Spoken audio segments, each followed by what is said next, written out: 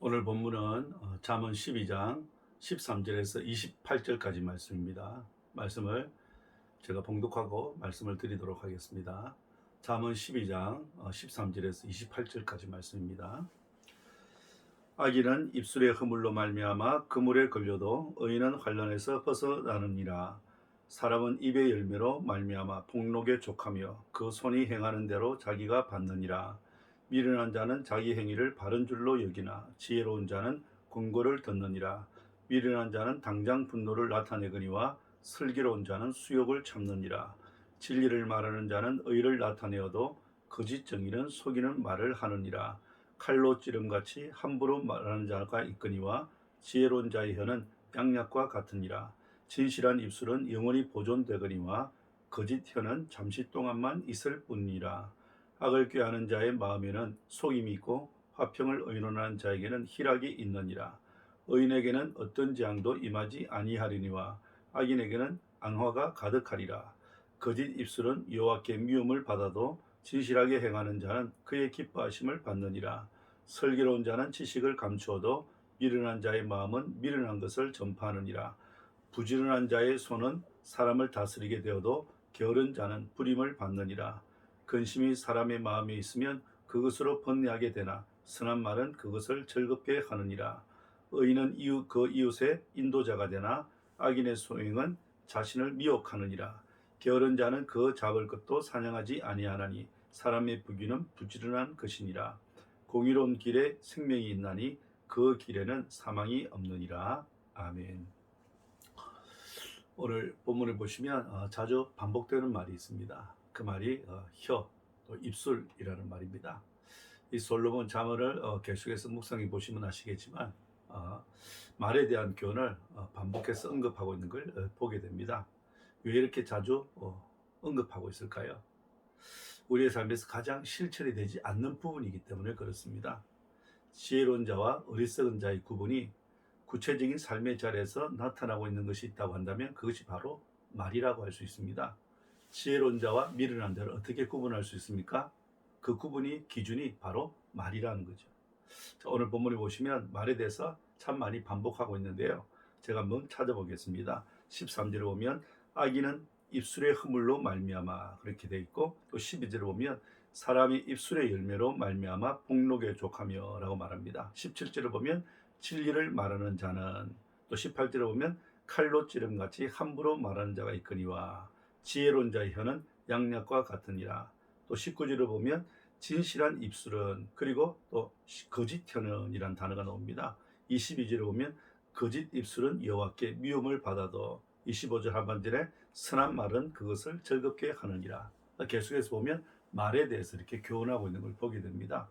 이것은 무엇을 말해주고 있냐면 우리 인생이 말로 인해서 얼마나 많은 문제를 일으키고 있는지를 보여주는 그런 말씀입니다. 솔로몬은 우리가 일상적으로 사용하는 말을 보면 그 사람이 지혜로운 사람인지 미련하고 어리석은 사람인지를 알 수 있다고 말하고 있습니다. 그래서 지혜로운 사람이 되기를 원한다면 말을 잘 사용해야 된다는 거예요. 우리 인간은 모든 의사소통을 말로 주고받으면서 하게 됩니다. 그래서 우리 인간에게 이 언어, 말이라고 하는 것은 얼마나 중요한지 모릅니다. 사람들은 말을 통해서 의사소통만 하는 것이 아니고 자신의 감정, 자신의 사상, 자신의 주장까지 전달합니다. 그래서 말도 자기의 감정까지, 자기 사상까지, 주장까지 담아서 이렇게 전달하게 되는 거죠.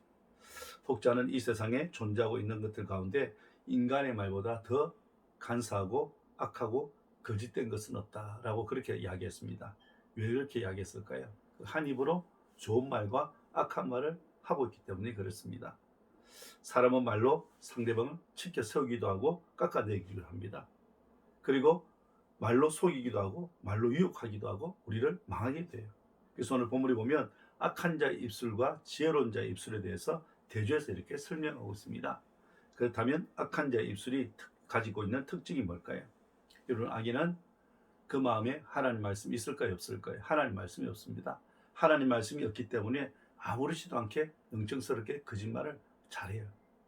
특히 이런 사람들은 위기가 닥치면 그 위기에서 빠져나오려고 수단과 방법을 가리지 않고 더 거짓말을, 없는 말도 막 꾸며내는 거죠. 결국 이런 사람들은 자기가 한 거짓말이 나중에는 다 들통나게 되어 있습니다. 그래서 오늘 본문 13절에 보면 악인은 입술의 허물로 말미암아 그물에 걸려도 그렇게 말합니다. 악인은 자기 입술에 말한 것이 나중에는 그물이 된다는 거죠. 여러분, 물고기가 그물에 걸려들면 꼼짝없이 죽게 됩니다.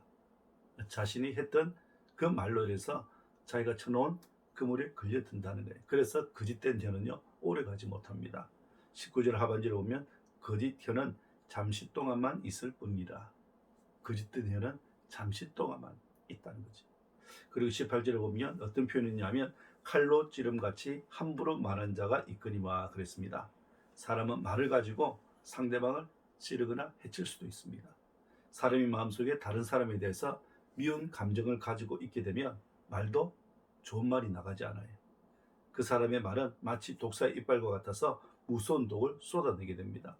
그래서 독한 말에 쏘이게 되면 그 독이 점점 퍼져서 온몸이 상하게 되고, 또 이것이 치유가 되지 않는 사람은 분노를 이기지 못합니다. 분노를 이기지 못해서 어떻게 해요? 극단적인 방법까지도 가게 되는 거예요. 야고보 사도는 이런 입술을 불이라고 했습니다. 야고보서 3장 6절에서 8절까지 보면 이렇게 말합니다. 혀는 곧 불이요 불의의 세계라. 혀는 우리 지체 중에서 온몸을 더럽히고 삶의 수레바퀴를 불사르나니 그 사라는 것이 지옥불에서 나느니라. 여러 종류의 짐승과 새와 벌레와 바다의 생물은 다 사람이 길들일 수 있고 길들여 왔거니와 혀는 능히 길들일 사람이 없나니 쉬지 아니하는 악이요 죽이는 독이 가득한 것이라. 혀가 뭐라고 그랬습니까? 불이라고 했습니다. 여러분, 담뱃불이 온 초가상간을 다 태웁니다. 그죠? 그래서 혀는 오늘 야고보 장로님은 능히 길들일 사람이 없다고 그랬습니다. 쉬지 않은 악이라고 그랬습니다. 죽이는 독이 가득한 것이라고 말씀하고 있습니다. 그래서 독을 품고 하는 말은 칼로 찌르는 것 같이 상처가 되고 아픔이 되는 거죠. 그런데 놀라운 것은 우리에게 이런 놀라운 독을 치료하는 약이 있습니다. 약이 있다는 거예요. 오늘 18절 하반절에 보면 지혜로운 자의 혀는 양약과 같으니라 그랬습니다. 지혜로운 사람은 그 마음에 하나님 말씀이 있습니다. 하나님 말씀을 뭐가 된다는 거예요? 양약과 같다는 거죠. 하나님 말씀은 독에 쏘인 마음, 상처받은 마음을 치료하는 양약이라고 그럽니다. 하나님 말씀보다 더 좋은 치료약이 없다는 거죠. 왜요? 우리의 영혼을 소성케 하는 말씀이기 때문에 그렇습니다. 시편 19편 7절에 보면 여호와의 율법은 완전하여 영혼을 소성케 하며 그렇게 말씀합니다. 여호와의 말씀이 우리의 상한 심령을 소생케 한다는 거죠. 다시 회복하고 살아나게 한다는 겁니다. 그러니까 상처받은 말도 독에 쏘인 말도 양약인 하나님 말씀은 얼마든지 치유될 수 있다는 거예요. 그러니까 하나님 말씀은 우리가 자주 가까이 됩니다. 그리고 하나님 말씀을 가진 우리 성도들은 거짓된 혀, 거짓된 입술을 사용해서도 안 됩니다. 왜냐하면 하나님께서 미워하시기 때문에 그렇습니다. 오늘 22절을 보면 거짓 입술은 여호와께 미움을 받아도 그렇게 말합니다. 거짓된 혀, 거짓된 입술은 여호와께 미움 받을 뿐만 아니라 사람들에게도 미움을 받습니다. 그래서 정직하고 진실한 입술이 되어야 돼요. 사람을 살리는 입술이 되어야 됩니다. 그러기 위해서는 내 속에 하나님 말씀을 늘 많이 저장해 놔야 됩니다. 말씀을 많이 읽고 묵상하고 암송해서 말씀이 내 안에 가득할 수 있어야 돼요. 내 안에 하나님 말씀을 가득 채우지 않으면 결국 다른 것이 나옵니다. 그죠? 제된 것이 나올 수밖에 없다는 걸 기억해야 됩니다. 왜냐하면 우리는 근본적으로 죄인이기 때문에 그렇습니다. 하나님 말씀이 내 안에 들어가 있지 않으면 다른 것이 들어가 있어요. 그죠? 다른 것이 나온다는 거죠. 성경은 뭐라고 그럽니까? 하나님을 가까이 하라. 그리하면 너희를 가까이 하시라 말씀하고 있습니다. 오늘 25절 하반절 오면 선한 말은 그것을 즐겁게 하느니라 그랬습니다. 선한 말은 사람의 마음을 즐겁게 하는 거죠. 여러분, 우리의 입술이 사람의 생명을 살리고 마음을 즐겁게 하는, 행복하게 하는 그런 입술이 되어야 될 줄 믿습니다. 그리고 오늘 본문을 보면 미련한 자와 지혜로운 자를 구별할 수 있는 기준 중에 하나가 또 분노로 이야기해요. 16절 볼까요? 미련한 자는 당장 분노를 나타내거니와 슬기로운 자는 수욕을 참느니라 그랬습니다. 미련한 자는 어떤 자일까요? 무슨 말을 들으면 잘 참지 못합니다. 화부터 내 성질을 부리는 사람입니다. 당장 분노, 성을 내타는 사람이에요. 오늘 말씀을 들으면서 나는 화를 잘 내고 있는 사람인지, 분노를 잘 내고 있는 사람인지 한번 점검해 보시면 좋겠습니다. 잠언 14장 17절에 보면 노하기를 속해하는 자는 어리석은 일을 행하고 그랬습니다. 노하기를 속해하는 사람이 어리석은 일을 행할 수밖에 없는 거죠. 잠언 15장 18절 보면 분을 쉽게 내는 자는 다툼을 일으켜도 그랬습니다. 분을 참지 못하고 분을 내면 상대방이 함께 싸우자는 거죠. 잠언 22장 24절 25절은 이렇게 말합니다. 노를 품는 자와 사귀지 말며 울분한 자와 동행하지 말지니 그의 행위를 본보다 내 영혼을 올무에 빠뜨릴까 두려움이니라. 왜 오늘 이 성경에 보면 화를 잘 내는 사람, 분을 잘 내는 사람과 함께 동행하지 말고 그리고 사귀지 말라고 말씀하고 있을까요? 그것은 너도 화내는 사람을 본받아서 그 행위를 본받아서 내 영혼이 올무에 빠질까 두려워하기 때문이라 그렇게 말씀하고 있습니다. 그죠?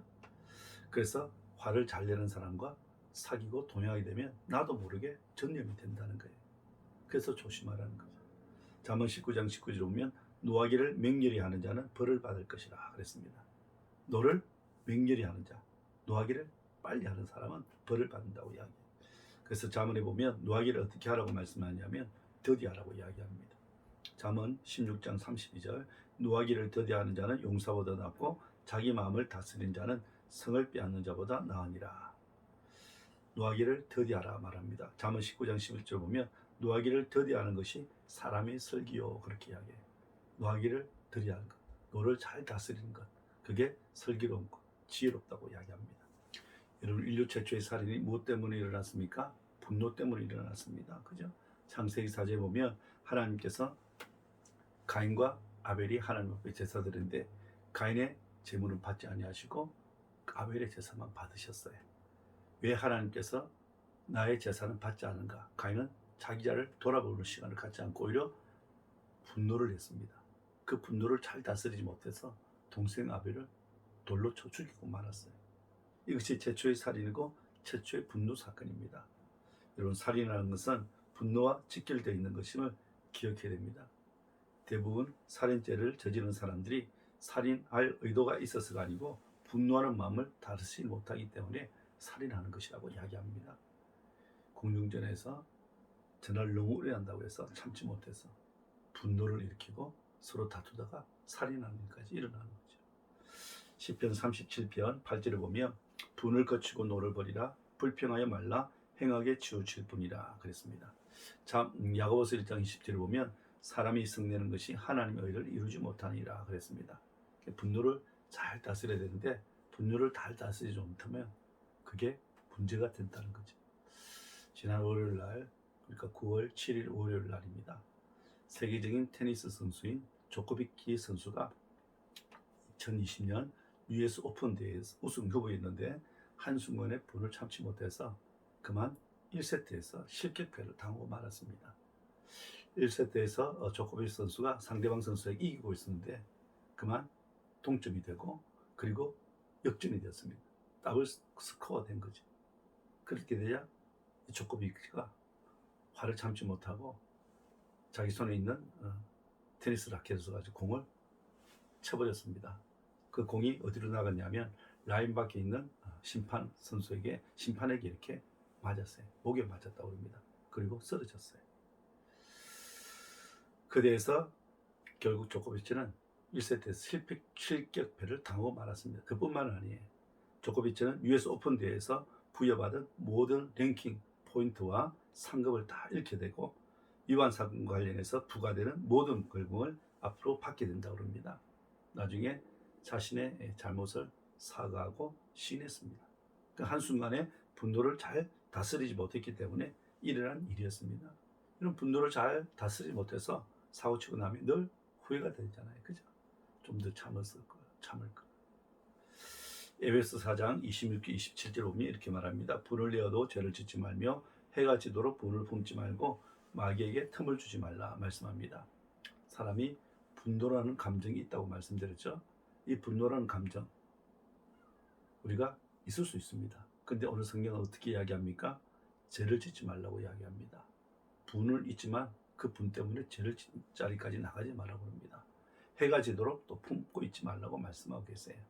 왜 분을 품고 있으면 안 되느냐 하면 누가 역사합니까? 사단이 그 틈을 위해서 이용하기 때문에 그렇습니다. 마귀는 어떤 사람을 좋아하냐면 신경질을 잘 내는 사람, 화를 잘 내는 사람들을 그렇게 사용한답니다. 마귀가 틈을 탄다는 것은 심각한 일이거든요. 마귀 그 속에 들어가면 이성을 잃어버리게 됩니다. 그러면 사람의 모습은 잃어버리고 완전히 짐승처럼 마귀 같은 사람으로 변하기 때문에 무슨 일이 벌어지는 거예요. 사실 오늘 말과 이 분노의 문제는 다 알면서도 우리가 실천이 잘 되지 않는 부분입니다. 그래서 문제가 될 때가 많아요. 그죠? 저 역시 마찬가지입니다. 이렇게 설교까지 해도 참 쉽지 않는 일입니다. 말이라는 것, 그리고 분노라는 것. 근데 이것을 자꾸 반복해서 우리가 말씀을 듣고 또 실천하고 적용하다 보면 그것이 내 몸의 습관이 되면 어때요? 조금씩 변화가 일어날 거예요. 한순간에 바뀌지 않아도 계속해서 말씀을 듣고 또 실천하려고 애쓰고 노력하다 보면 어느새 보면 분노를 좀 다스릴 수 있는 자리까지, 그리고 말을 또 함부로 하지 않고 조심하게 되는 거죠. 오늘 말씀을 통해 두 가지만 기억하시면 좋겠습니다. 첫 번째는 미련한 자는 거짓된 혀, 거짓된 입술을 가지고 있고, 지혜로운 사람은 선한 말을 하고 사람의 마음을 즐겁게 한다는 걸 기억하시고, 우리 입술이 선한 입술, 지혜로운 입술이 되기를 원합니다. 그리고 두 번째로, 미련한 자는 분노를 잘 나타내는 사람, 화를 잘 나타내는 사람인 것을 기억하시고, 이 분노를 잘 다스림으로 성을 빼앗는 자보다 용사보다 낫다고 그랬습니다. 분노를 잘 다스리고 승리하며 살아가는 오늘 저와 여러분 되시기를 주님의 이름으로 축원합니다. 아멘.